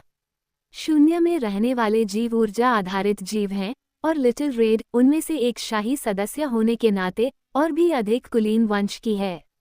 शेर राजा की स्वर्ग प्रज्वलन शैली द्वारा निर्मित अग्नि के सागर का सामना करते हुए वह पूरी तरह से अप्रभावित प्रतीत हुई।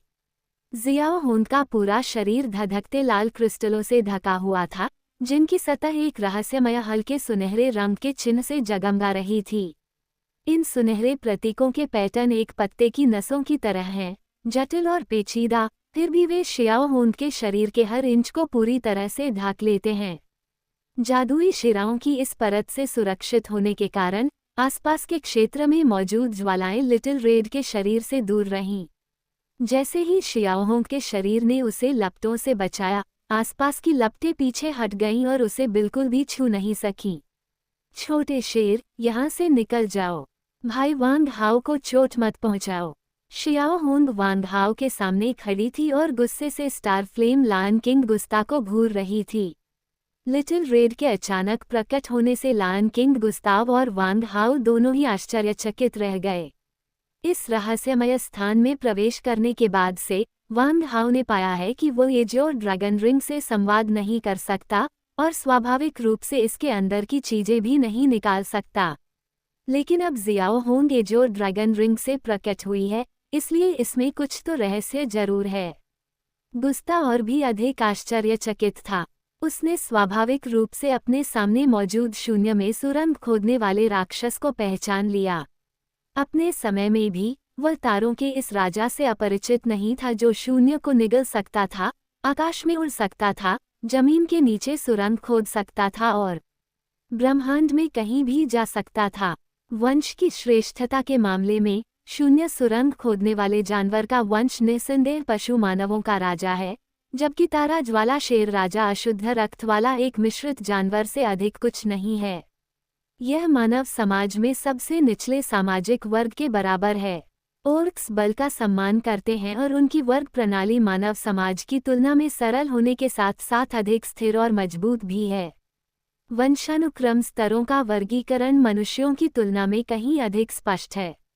जिस क्षण स्टारफ्लेम लायन किंग का सामना लिटिल रेड से हुआ, उसकी वंश परंपरा में विद्रोह शुरू हो गया। लिटिल रेड के शाही आभा के भय से उसकी वंश परंपरा सुस्त पड़ गई और उसका संचार बाधित हो गया। गरज, धिक्कार है, एक इंसान किसी पशु राजा को युद्ध में पालतू जानवर की तरह कैसे रख सकता है? गुस्ता ने दांत पीसते हुए पूरे शरीर में कंपन के साथ अपनी दृढ़ इच्छाशक्ति से लिटिल रेड के भीतर शाही वंश के दबाव का हठपूर्वक विरोध किया। जब एक पशुमानव का सामना उच्च रक्तवंश वाले दूसरे पशुमानव से होता है, तो अक्सर उनका अपना रक्तवंश उच्च रक्तवंश से प्रभावित हो जाता है, उनके रक्त का संचार बाधित हो जाता है और उनकी शक्ति काफी कम हो जाती है।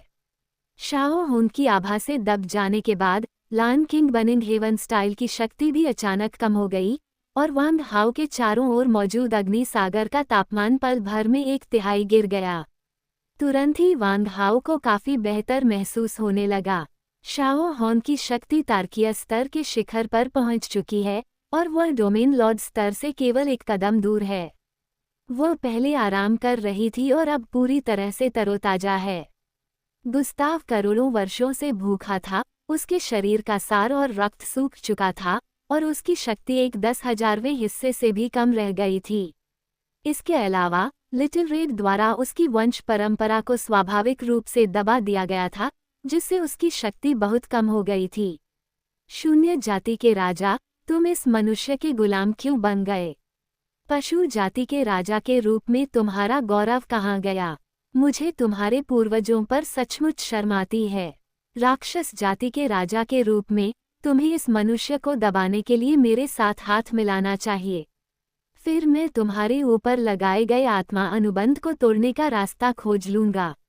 लिटिल रेड ने पशु राजपरिवार की भाषा में दहाड़ते हुए कहा, छोटे शेर, यह इंसान मेरा साथी है।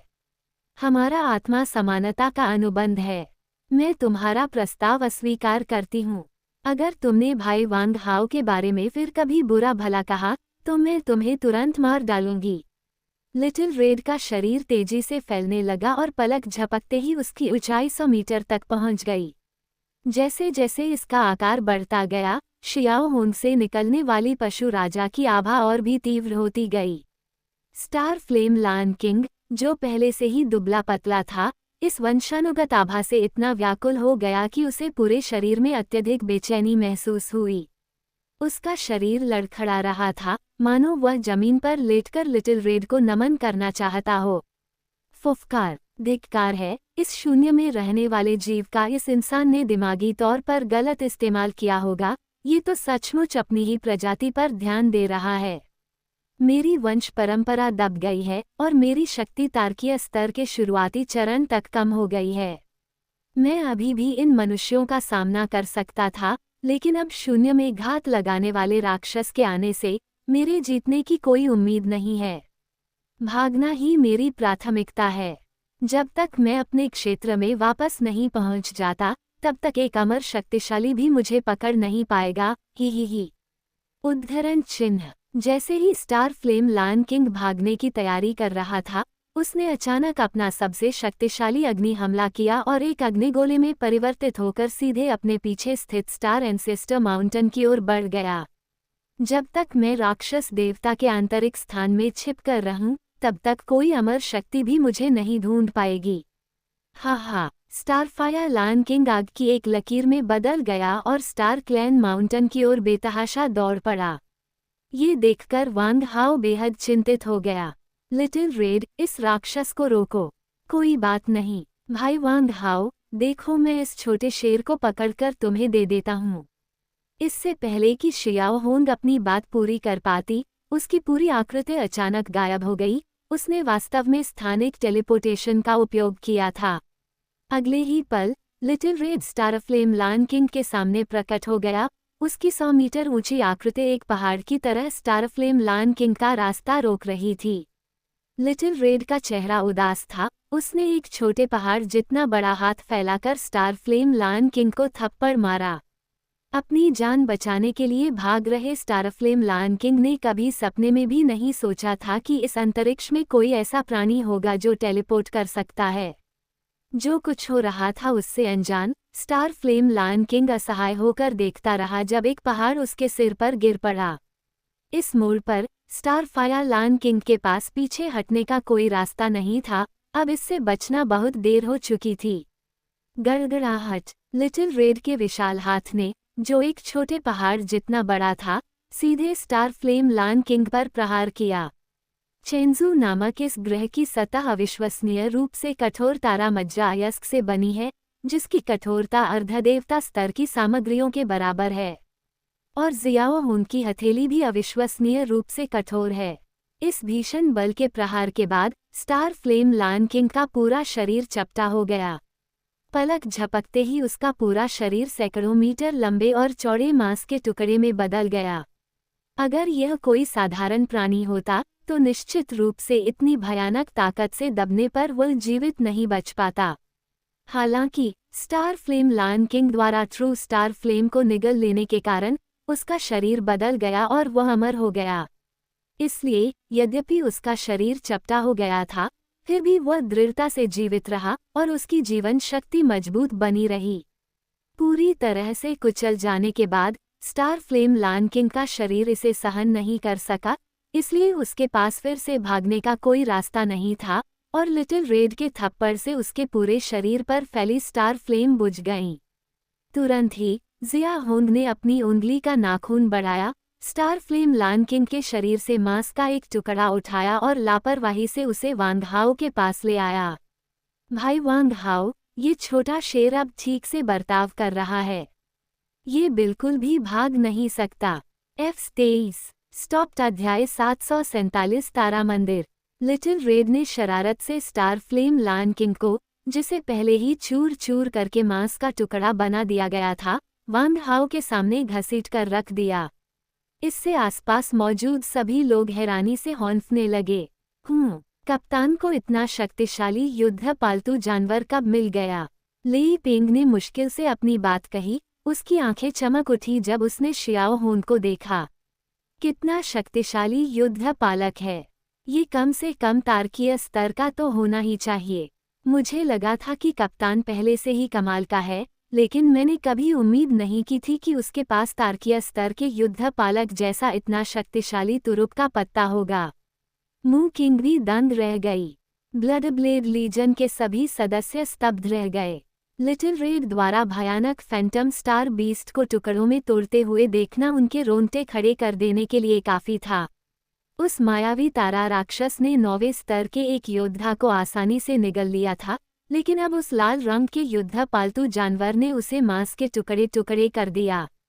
इस तरह के स्पष्ट विरोधाभास ने ब्लड ब्लेड लीजन में मौजूद सभी लोगों को क्षण भर के लिए अवाक कर दिया।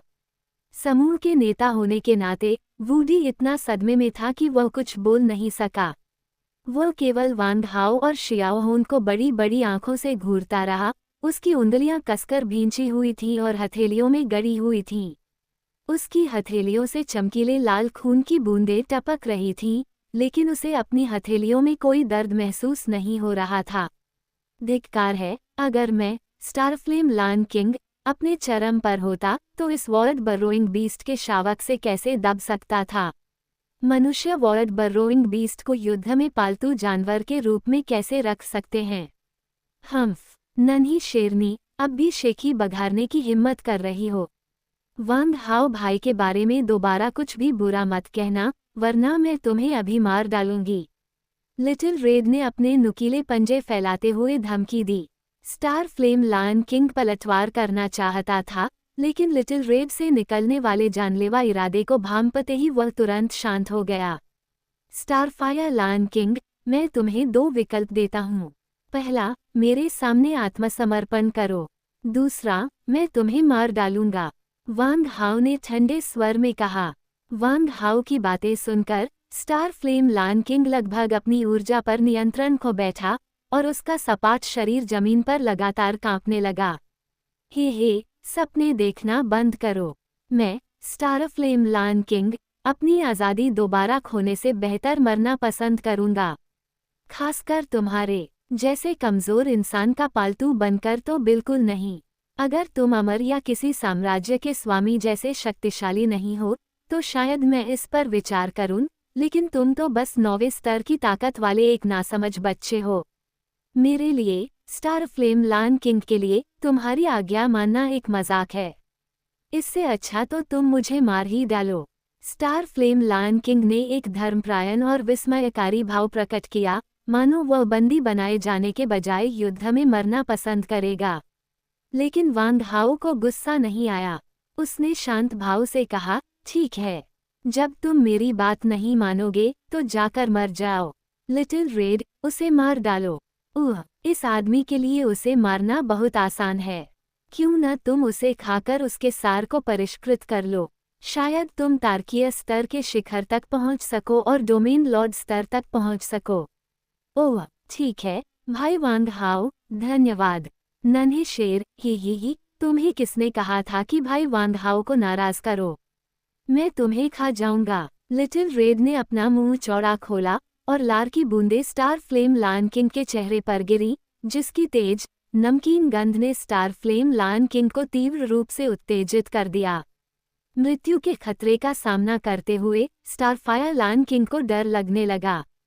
स्टार फ्लेम लायन किंग के पास एक अमर शरीर है और उसे मारा नहीं जा सकता, लेकिन इसका मतलब यह नहीं है कि इसे परिष्कृत और अवशोषित नहीं किया जा सकता।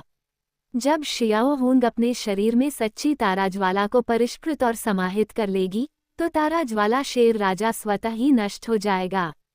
शियाओ होंग को सच्ची ताराज्वाला से अपने शरीर में होने वाले परिवर्तन से बहुत लाभ होगा और संभवतः उसे ताराज्वाला शेर राजा के समान अमर शरीर प्राप्त करने का अवसर भी मिल सकता है। ये सोचकर स्टारफ्लेम लायन किंग को डर महसूस हुआ और उसके भीतर एक गहरा भय उत्पन्न हो गया। रुको, चुप रहो, मैं आत्मसमर्पण करता हूँ। जैसे ही जियाओ होंग अपना मुंह खोलकर स्टार फ्लेम लायन किंग को निगलने वाली थी, उसे रोक दिया गया। वांग हाओ ने शियाओ होंग को एक टेलीपैथिक संदेश भेजा, जिसमें उसे रुकने के लिए कहा गया था। स्टार फ्लेम लायन किंग ने राहत की सांस ली, लेकिन मन ही मन सोचा, काश ये नन्हा सा बच्चा कुछ बड़ा कर पाए और जल्द से जल्द एक अमर शक्ति बन जाए। तब मैं आखिरकार गर्व से चमक सकूंगा। वांग हाओ ने गहरी आवाज में कहा, अपने मन को शांत रखो और विरोध मत करो। ये कहने के बाद वांग हाओ ने अपने मन को गति दी और एक संघनित आत्मा अनुबंध एक सुनहरे शिलालेख में परिवर्तित हो गया, जो स्टार फ्लेम लायन किंग के मस्तिष्क में समा गया।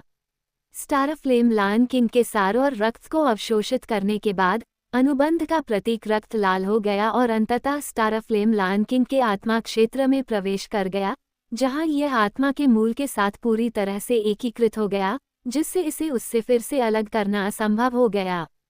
उसी समय वांग हाओ के आत्मा क्षेत्र में एक स्टार फ्लेम लायन किंग का आत्मा बीज प्रकट हुआ। इस प्रकार का आत्मा अनुबंध तथाकथित सेवक अनुबंध कहलाता है, जो दास अनुबंध से थोड़ा अधिक मानवीय है, लेकिन इसकी बाध्यकारी शक्ति समान है। जब तक आत्मा अनुबंध पर हस्ताक्षर करने वाला सेवक विद्रोह करता है, आत्मा क्षेत्र में स्थित आत्मा आरेख आत्मा के सार को विस्फोटित कर देगा, जिससे आत्मा बिखर जाएगी। असंख्य आकाशगंगाओं द्वारा अलग किए जाने पर भी आत्माओं के बीच का ये संबंध कभी समाप्त नहीं हो सकता। जब तक वांग हाओ की मृत्यु नहीं हो जाती या जिस व्यक्ति के साथ उसने अनुबंध पर हस्ताक्षर किए हैं वो अमरता प्राप्त नहीं कर लेता, तब तक यह आत्मा का बंधन नहीं हटाया जा सकता। स्टारफ्लेम लायन किंग के मन में एक सिहरन दौड़ गई, उसकी आंखें पवित्र हो गईं और वांग हाओ के प्रति उसका रवैया वास्तव में सम्मानजनक हो गया। गुरुजी, गुस्ताव आपको प्रणाम करता है। जमीन पर पड़ा मांस का टुकड़ा किसी तरह अपने पैरों पर खड़ा होने के लिए संघर्ष कर रहा था, बड़ी मुश्किल से अपने दो चपटे पिछले पैरों पर घुटने टेकने में कामयाब हुआ और वांग हाओ को प्रणाम किया।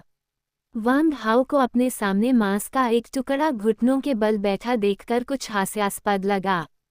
बेशक ये घटना बेहद गुप्त तरीके से घटी।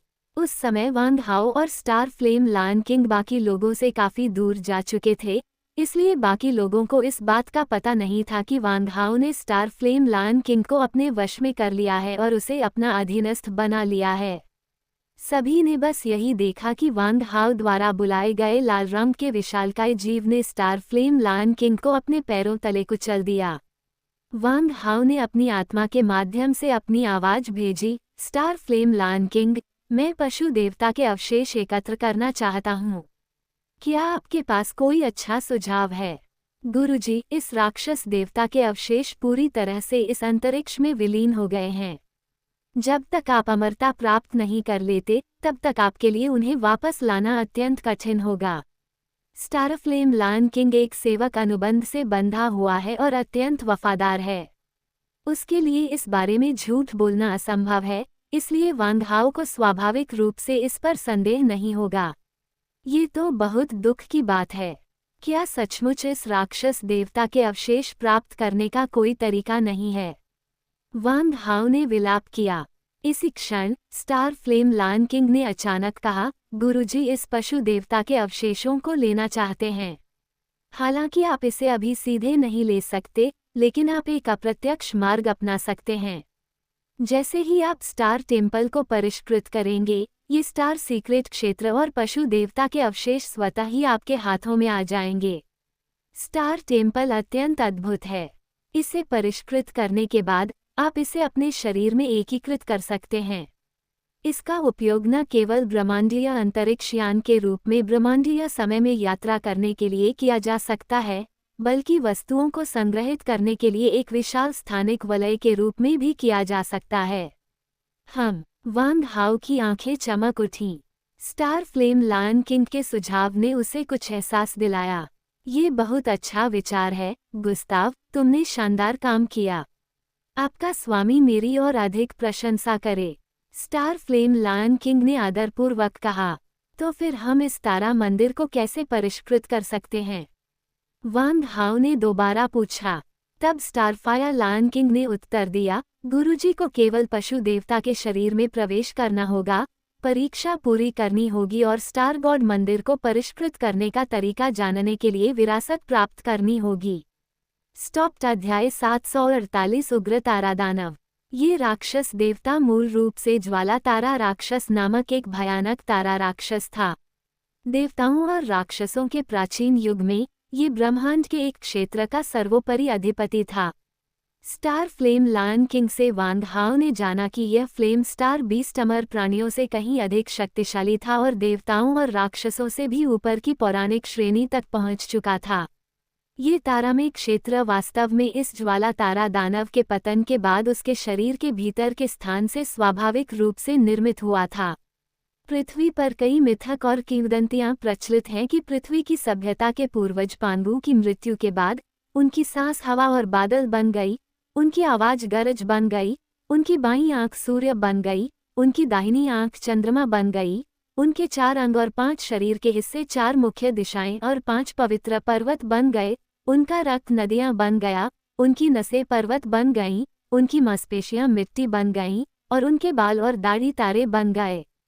कृपया ध्यान रखें कि ताइवानी उपन्यास पढ़ने के लिए कम पर जाएं, जो सबसे तेज अध्याय अपडेट के लिए एक अत्यंत विश्वसनीय वेबसाइट है। जब जीवन उस पौराणिक स्तर तक विकसित हो जाता है तो शरीर के रहस्य ब्रह्मांड के रहस्यों की तरह ही मायावी हो जाते हैं। इसलिए ये आश्चर्य की बात नहीं है कि इस ज्वाला तारा दानव के मांस और रक्त का सार प्रेत तारा दानव और तारा कबीले में विकसित हुआ। स्टार फ्लेम लायन किंग द्वारा ये नाम चुनने का कारण इसके पूर्वज फ्लेम स्टार बीस्ट की याद में है, जिसने इसे जन्म दिया था।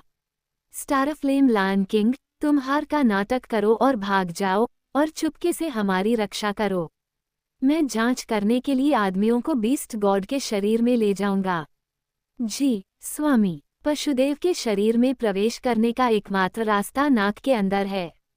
एक बार जब आप पशुदेव के शरीर में प्रवेश कर लेंगे तो आप एक आंतरिक स्थान में प्रवेश करेंगे। ये वही आंतरिक स्थान है जिसे पशुदेव ने उस समय संघनित किया था। यह विशाल और असीम है और हर तरह के खतरों से भरा है। इसमें कई जीव जंतुओं का विकास हुआ है और उनमें से कुछ मुझसे कहीं अधिक शक्तिशाली हैं। स्वामी, प्रवेश करने के बाद आपको सावधान रहना होगा। इतना कहने के बाद स्टारफायर लायन किंग एक काली छाया में बदल गया और झट से अंधेरे में गायब हो गया। कुछ देर इंतजार करने के बाद टीम गैलेक्टिक के सदस्य और सोराका आखिरकार पहुंच गए और ब्लडब्लेड लीजन भी आने ही वाला था। वांग हाओ को सुरक्षित देखकर, जबकि बेल के सिर वाले शेर जैसे राक्षस को गायब देखकर भीड़ के मन में सवाल उठे, लेकिन उनमें से किसी ने भी वांग हाओ से नहीं पूछा। मैं मजाक कर रहा था। वांग हाओ की वर्तमान शक्ति इतनी जबरदस्त है कि वो यहाँ मौजूद सभी लोगों को 1000 बार मार सकता है। अगर वांग हाओ लोगों को चुप कराने के लिए मारना चाहे तो यह उसके लिए बेहद आसान होगा। इस स्थिति में थोड़ी सी भी समझ रखने वाला कोई भी व्यक्ति स्वाभाविक रूप से वांग हाओ के लिए परेशानी खड़ी करना बंद कर देगा। ब्लडब्लेड लीजन वांग हाओ को मृत्यु का देवता मानता था और उसे आसानी से उकसाने की हिम्मत नहीं करता था, और अब तो उसके बारे में कोई भी अपमानजनक टिप्पणी करने की हिम्मत भी नहीं करता था।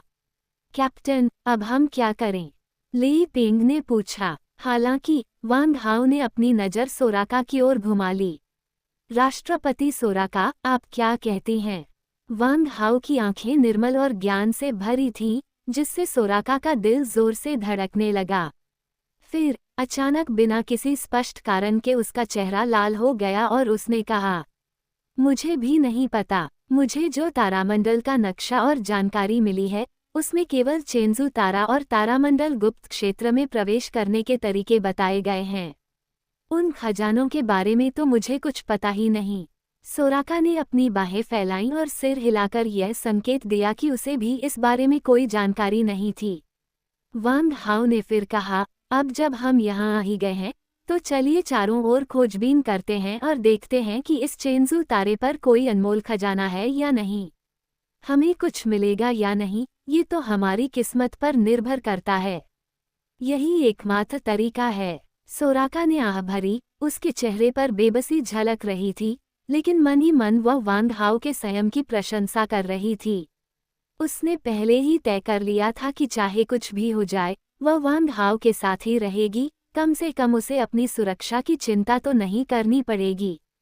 इसी क्षण वांग हाओ ने अचानक गैलेक्सी टीम के सदस्यों के साथ टेलीपैथिक रूप से संवाद स्थापित किया। आपके पैरों के नीचे मौजूद ये हल्के पीले ऊर्जा क्रिस्टल अत्यंत कीमती तारासार हैं, जो तारा क्रिस्टलों से लाखों गुना अधिक मूल्यवान हैं। यदि संभव हो तो इन्हें जितना हो सके उतना एकत्र करें।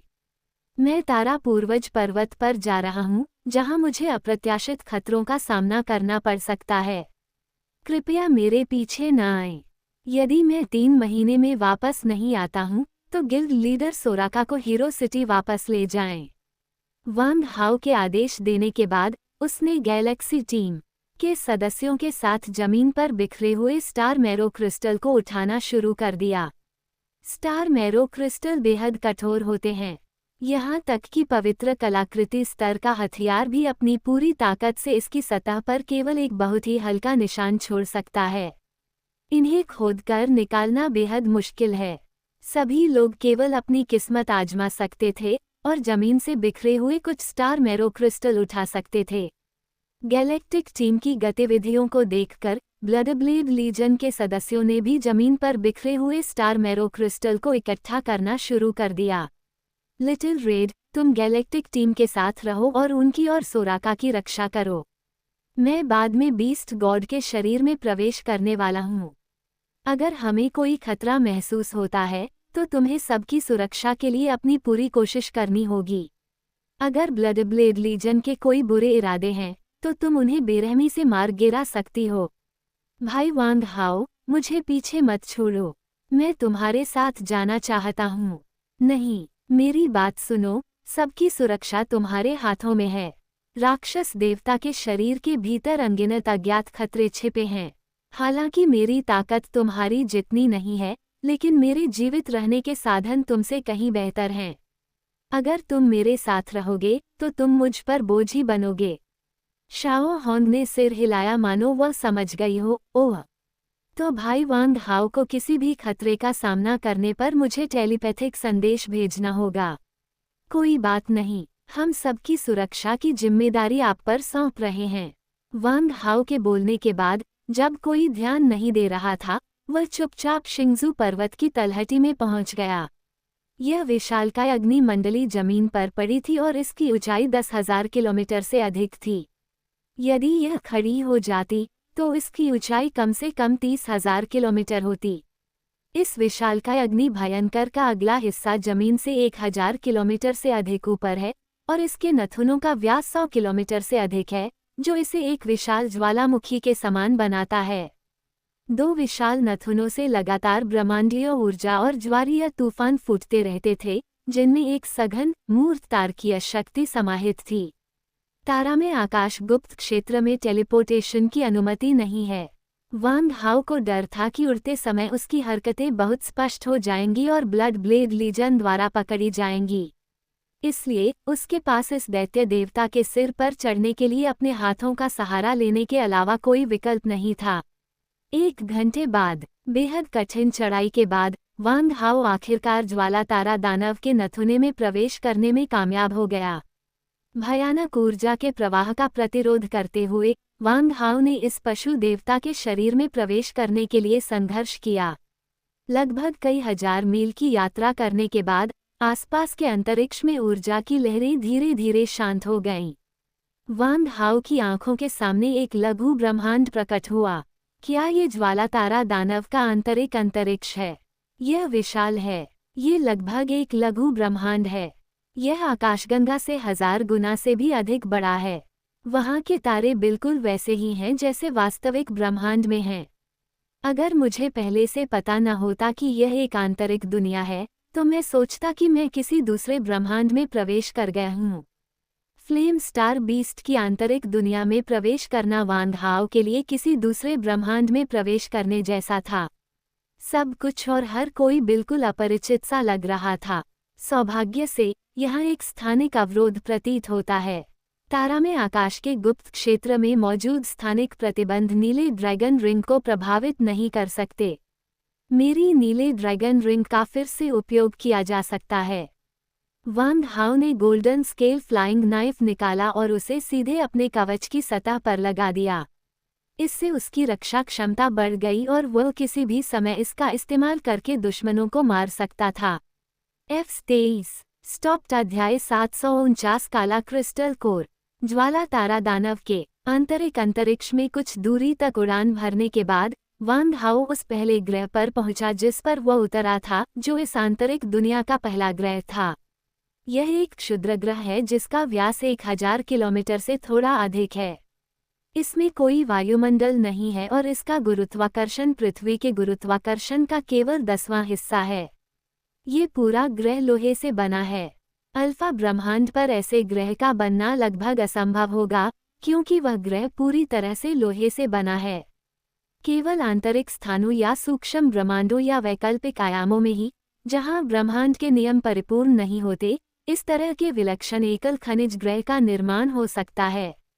बेशक ऐसे एकल खनिज का उत्पादन करने वाले ग्रहों के अलावा अपूर्ण ब्रह्मांडीय नियमों वाले सूक्ष्म ब्रह्मांड अक्सर ऐसे बहुमूल्य संसाधनों का उत्पादन करते हैं जो मूल ब्रह्मांड में या तो असंभव हैं या अत्यंत दुर्लभ हैं। वांग हाओ के इस ग्रह पर कदम रखने के कुछ ही समय बाद मायावी तारा जीवों के छोटे छोटे समूह हलचल का पीछा करते हुए उसकी ओर बढ़ गए। ये सभी रहस्यमयी जीव कोयले जैसे काले रंग के हैं और कुछ बंदरों से, कुछ बकरियों से और कुछ भेड़ियों से मिलते जुलते हैं। बिना किसी अपवाद के उन सभी के पंख काले रंग के हो गए। कुछ के पास पंखों का एक जोड़ा था, जबकि दूसरों के पास पंखों के 2 जोड़े थे। ये रहस्यमयी जीव अविश्वसनीय गति से सीधे तारों भरे आकाश से नीचे उतरे, जिनकी गति लगभग ब्रह्मांड के अंतरिक्ष यान के बराबर थी। ये काले भेड़िए, काली भेड़ें और काले बंदर सभी कम से कम ग्रह स्तर पर मौजूद हैं। एक जोड़ी पंखों वाले अधिकांश फैंटम बीस्ट्स 9वें स्तर पर होते हैं, जबकि 2 जोड़ी पंखों वाले कम से कम तारकीय स्तर पर होते हैं। गड़गड़ाहट। जल्द ही आकाश प्रेत तारा राक्षसों के एक काले समूह से भर गया, जिनकी संख्या कम से कम 50,000 थी। फैंटम स्टार बीस्ट्स की इतनी विशाल सेना का सामना करते हुए वांग हाओ की रीढ़ की हड्डी में सिहरन दौड़ गई। तीनों क्लोन तुरंत मुक्त हो गए और उसी समय विनाशकारी काली लपटों ने उनके शरीर को घेर लिया, जबकि 3000 उड़ने वाले चाकू उनके सामने चक्कर लगाते हुए सभी रक्षात्मक तैयारियों में जुट गए। गुस्ताव सही कह रहा है, ये जगह वाकई खतरों से भरी है। लेकिन ये तथाकथित विरासत आखिर है क्या? ये छोटा सा ब्रह्मांड इतना विशाल है, हमें किस रास्ते जाना चाहिए? इससे पहले कि वांग हाओ कोई योजना बना पाता, फैंटम स्टार बीस्ट्स के एक बड़े समूह ने उस पर हमला कर दिया। आकाश से काली परछाइयों का एक विशाल विस्तार नीचे उतरा, काले पंखों के जोड़े बिना हवा के हिल रहे थे। ये प्रेतवाधित जीव एक काले कोहरे से घिरे हुए थे, जो तेजी से तलवारों, गदाओं आदि जैसे विभिन्न हथियारों में परिवर्तित हो गया। हथियार चलाने वाले तारा जीवों की युद्ध क्षमता अपने शरीर को हथियार के रूप में इस्तेमाल करने वाले साधारण जीवों की तुलना में कहीं अधिक होती है। आखिरकार औजारों का उपयोग करने की उनकी क्षमता को देखते हुए ये स्पष्ट है कि ये तारा जीव काफी बुद्धिमान होते हैं। वांग हाओ लापरवाही करने की हिम्मत नहीं कर रहा था और उसने अपने तीनों क्लोनों पर पूरी ताकत लगा दी। उस मनुष्य ने स्वयं 3000 उड़ने वाले चाकुओं को नियंत्रित करके प्रेत तारा राक्षसों की आने वाली सेना का सामना किया। बैंग बैंग बैंग, धातुओं के टकराने से लगातार चिंगारियां निकल रही थीं, जिससे इस ग्रह की सतह पर, जहां का वायुमंडल असाधारण रूप से पतला है, ध्वनि का संचरण अत्यंत कठिन हो रहा था। हालांकि इन हथियारों के टकराने की आवाज बिना किसी रुकावट के बाहर की ओर गूंजती रही और बहुत दूर तक फैल गई। वांग हाओ के फेंके जाने वाले चाकू अविश्वसनीय रूप से तेज और ध्वनि की गति से 1000 गुना अधिक तेज हैं। अपने उत्कृष्ट नियंत्रण के साथ वह आसानी से फैंटम स्टार बीस्ट्स के हमलों से बच सकता है, सीधे उनकी कमजोरियों को भेदते हुए उनके शरीर को भेद सकता है। पफ पफ पफ, एक के बाद एक फैंटम स्टार बीस्ट्स आसमान से ऐसे गिरने लगे जैसे किसी बर्तन में पकौड़े गिराए जा रहे हों, जिससे जमीन में उथले गड्ढे बन गए। हालांकि इन फैंटम स्टार बीस्ट्स के गिरने के बाद वे केवल थोड़े समय के लिए अराजकता में रहे, फिर जल्दी से अपनी युद्ध शक्ति को पुनः प्राप्त कर लिया, आकाश में वापस उड़ गए और मृत्यु के भय के बिना वांग हाओ पर आत्मघाती हमले जारी रखे। ये मायावी तारा जीव उड़ने वाले चाकू के हमलों से पूरी तरह अप्रभावित हैं। अमरता नहीं, सच्ची अमरता असंभव है। यहाँ तक कि जो देवता और राक्षस शाश्वत होने का दावा करते हैं, वे भी गिर सकते हैं। इन प्रेत तारा राक्षसों में भी कमजोरियां जरूर होंगी। जब तक हम उनकी कमजोरियों पर हमला करते रहेंगे, ये फैंटम स्टार बीस्ट्स निश्चित रूप से मारे जाएंगे। वांग हाओ की आध्यात्मिक शक्ति 1 किलोमीटर के दायरे में बाहर की ओर फैलने लगी।